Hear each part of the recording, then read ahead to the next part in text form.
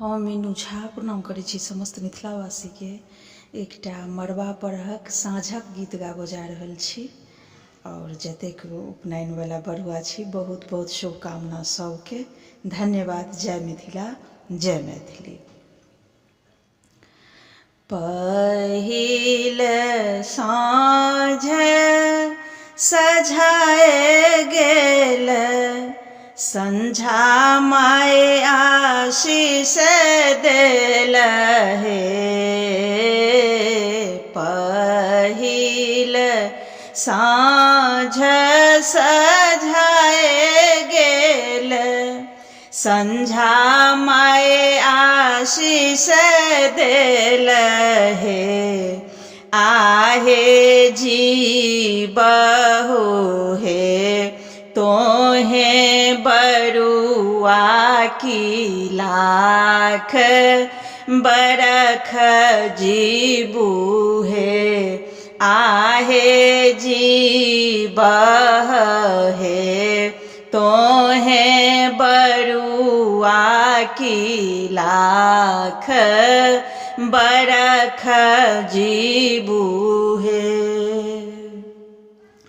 दोसर साँझ सझाए गेल, पितर आशीष देल हे।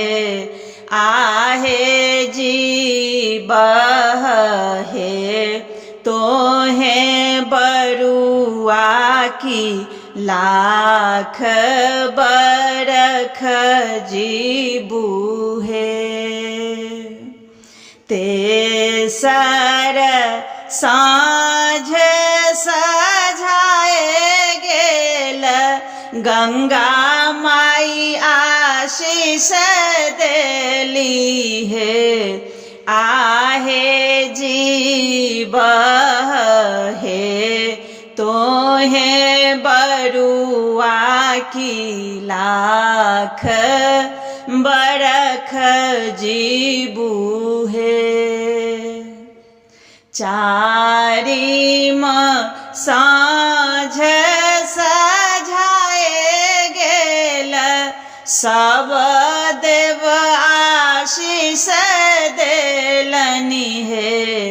आहे जी बह हे तोहे बरुआ की लाख